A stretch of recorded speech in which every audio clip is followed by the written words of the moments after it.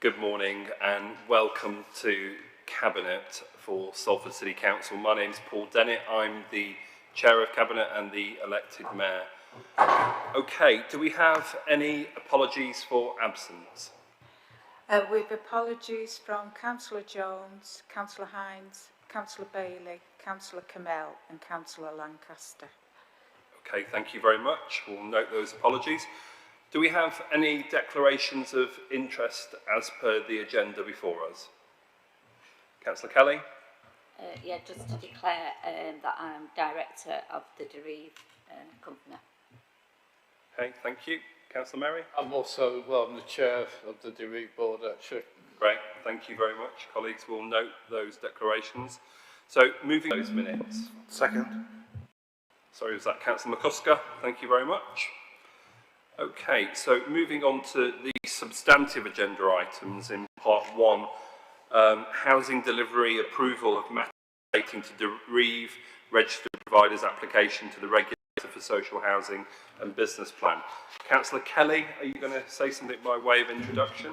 Yeah, just to say, I'm really delighted to be bringing this forward. This is the next piece of our jigsaw in the Derive model that Salford is trying to achieve social and affordable housing.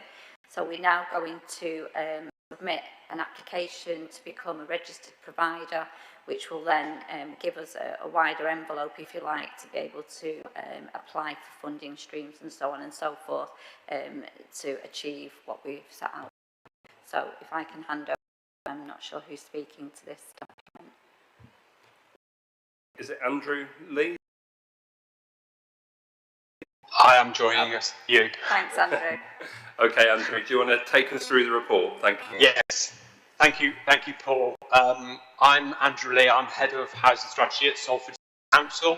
I'm presenting the report today. So the purpose is to approve a number of matters relating to Derive RP's application to the Register of Social Housing as become a registered provider. A number of matters are the commercial econ, and there is more detail in the Part 2 report, which is also on the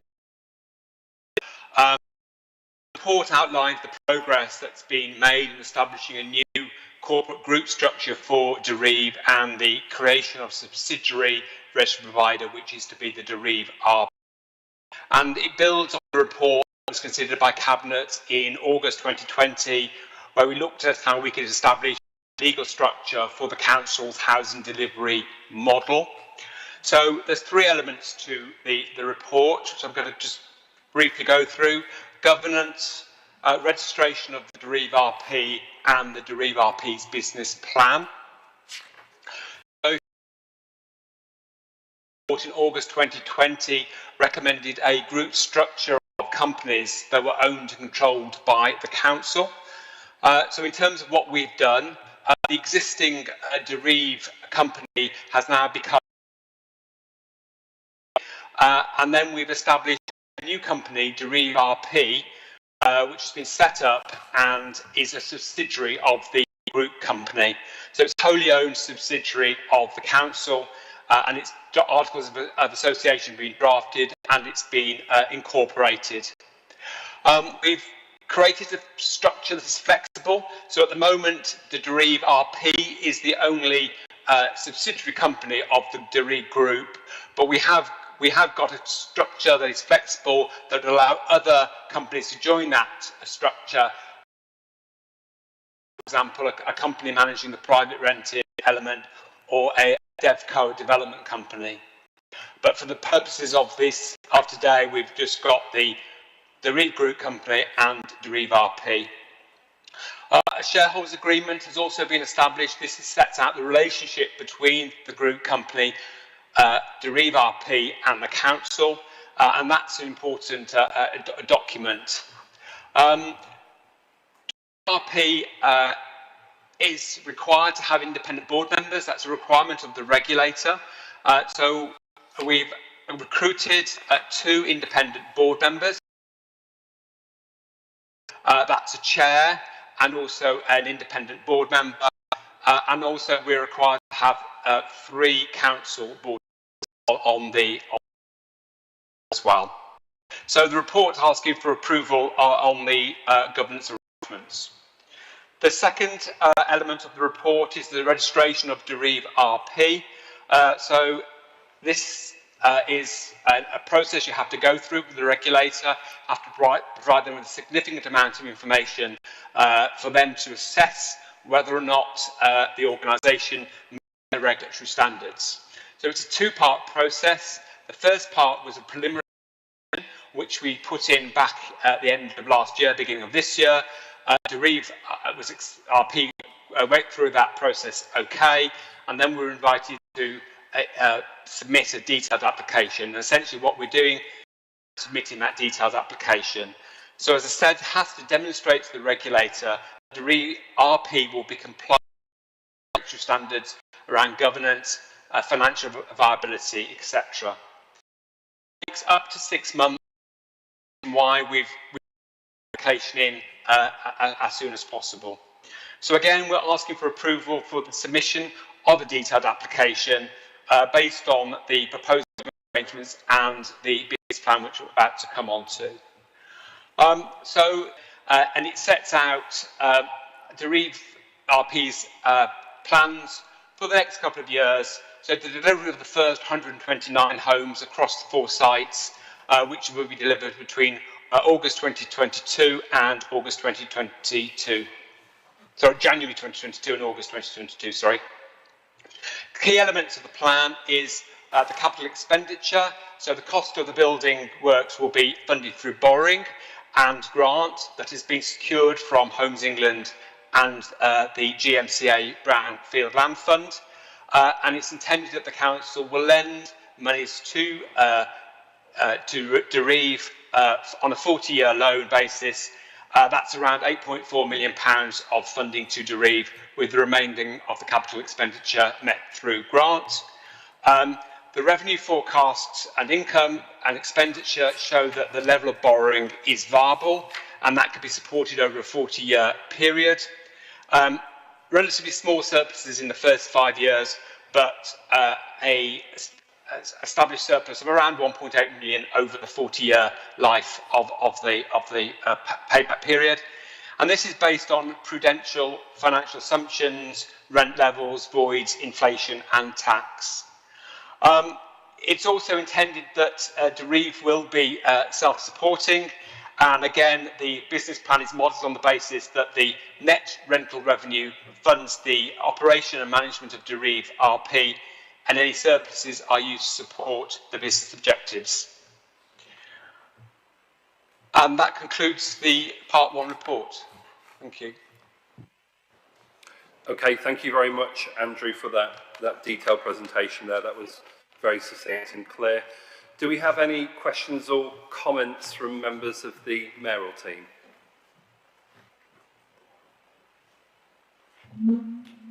Councillor McCusker? Super, you're muted. I think I've got feedback here. No, can't stop it. Yeah, I'd just like to really welcome this report. You know, I think it's a historic day, really. You know, the fact that we'll now have a broader range of options. There doesn't appear to be any audio. We'll have a broader range of options in order to bring forward truly affordable housing in Salford.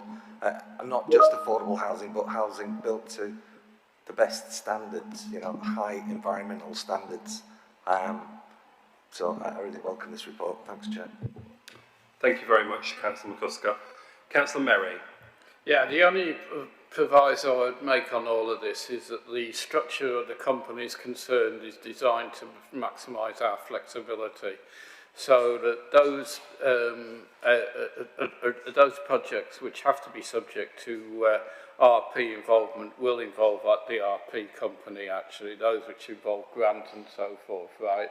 But there are projects which will stand outside of that, which will go through the main company, because we don't necessarily want all the housing that we provide to be subject to the regulator in the sense of particular demands. So I'll talk about that in more detail in part 2, but it's important to distinguish the two. Okay, thanks, Councillor Merry.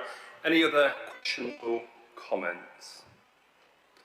No, I think I'll echo Councillor McCuska's point that this is a momentous day in that we're registering part of the Derive Group as a registered provider, and in doing so that then allows us to access the government's Affordable Homes Programme, which is really, really important in terms of downloading grant to build truly affordable housing in the city of Salford.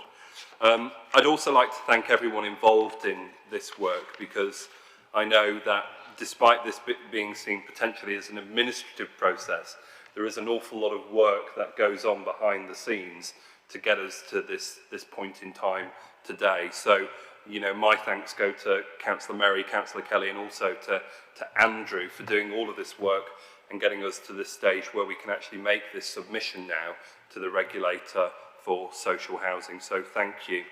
And obviously, once we've delivered this and once we've become registered as an RP, obviously the challenge becomes increasing the scale of delivery in the city then. So I'll be having further conversations, I'm sure, with colleagues about that moving forward.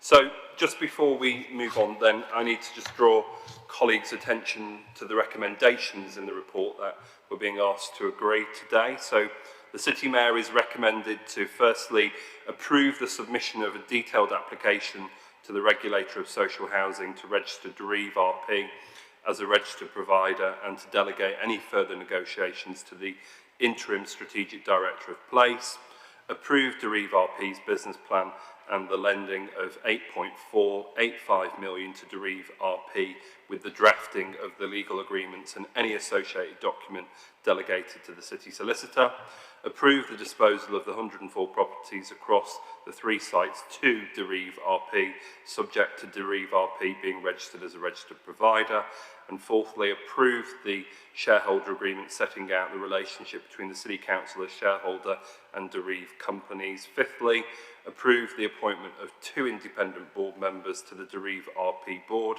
And then finally, sixth, is to approve the appointment of the 3rd council member as a member of the Derive RP board. Now, I am mindful that we're going